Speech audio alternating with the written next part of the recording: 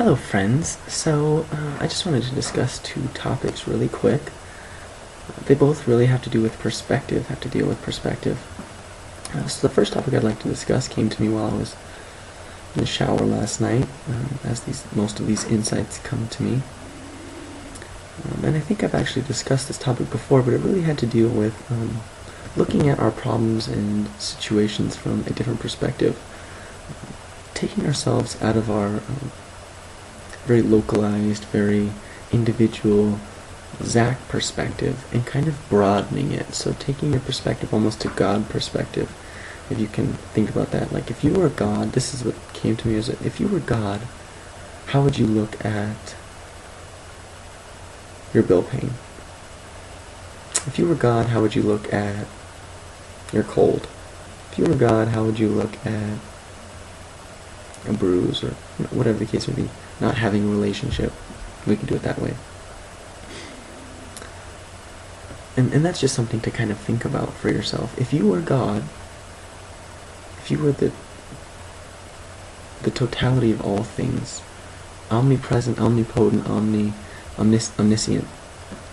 if you were everything, if you were the Godhead, the one eternal principle, how would you see your problems? Would you look at them from a very horrible standpoint, like it's the most stressful thing ever? Or would you worry about making sure that the Earth didn't fall out of orbit of the sun and kill everyone kill every living being on the Earth? Would that be more of a, wouldn't that be a bigger, easier problem to worry about? And the only reason I say this is because when we take our perspective to this broader perspective, if pretend you're the sun, what does the sun have to worry about? Keeping all the planets in orbit, making sure it doesn't burn out, so that everything, the whole galaxy, our galaxy, falls into a black hole. So that's something to kind of maybe practice when you're feeling concerned or worried or stressed out. Just look at it bigger picture. If I was God, how would I look at this?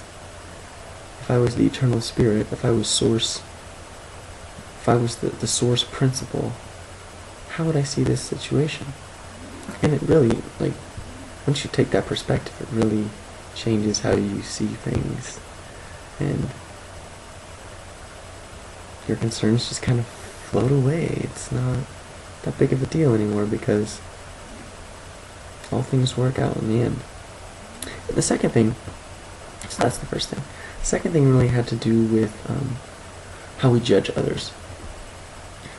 So I see a lot of my friends, even spiritual friends, and I do it too sometimes, absolutely. I'm still not perfect by any means. Well, I am perfect, but I still have to catch up to that, as we all are. We're all perfect, we just kind of have to catch up to it in our own minds.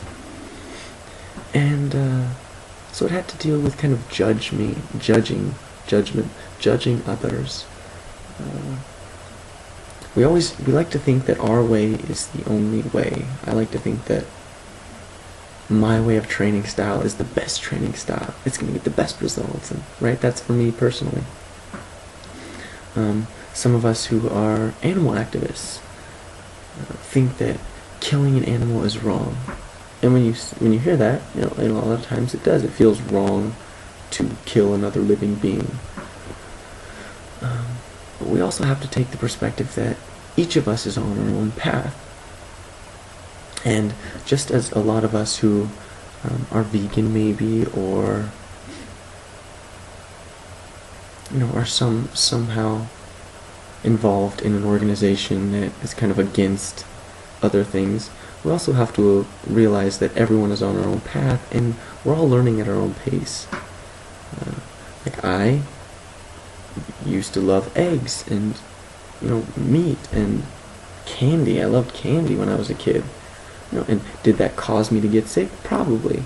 But was it wrong? No, it wasn't wrong. It was just I didn't eat from my body. I ate because I didn't have the understanding yet. So what I guess I'm really trying to say is that for those of us who want to be teachers or want to be some form of activist, we can't, the more we judge people because they don't agree with our beliefs or our values or our thinking, because other people don't agree with that doesn't make them wrong, it just makes them on their own path.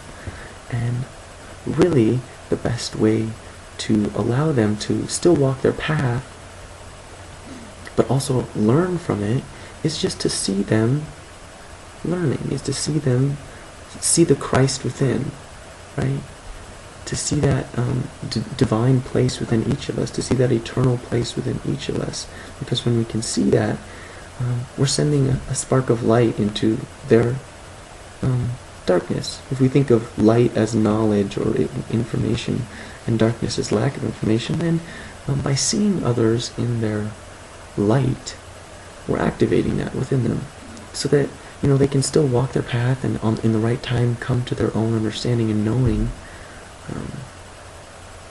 but also allowing it to do them in their to do it at their own time. And I think that's a big lesson for all of us to learn, is that my path is not the only path. My beliefs are not the only beliefs. There's a lot of beliefs, and they're okay, because each of us, our beliefs have changed. My beliefs have changed 150%, 180%, is that what it is? 180 degrees from where I used to believe. So that's okay. I believed like that one time, and my beliefs will change, I'm sure, in the future. So just because someone doesn't agree with our beliefs, or act the way we act, or speak the way we speak, doesn't make them wrong. It just makes them on their own path, and we can still love them because they're not their actions, they're not their words, they're not their thoughts. They're deeper than that. And I think that's it. Just kind of taking our perspective a little broader. We are in a new age, and we are all coming to this realization that we are divinity incarnate in this one form. And that's why we're here. We're not here to just go back. We're not here to come into this body and then go back up there. If we want to do that, just die. You'll come right back. So don't worry so much about that. But just understand that we're all on our own paths, and love them no matter what. Don't fight them. What we resist persists. So don't push against it so much. Just allow it to be, and walk your path and shine your light. And those who see it, and those who enjoy it, they'll walk with us, and we'll all get to that place of understanding. Life is all about growth. We have no choice but to get to that place. So that is it. And I'll see you guys again soon, I'm sure. I love you all, and I love you all, and talk to you later. Okay, bye.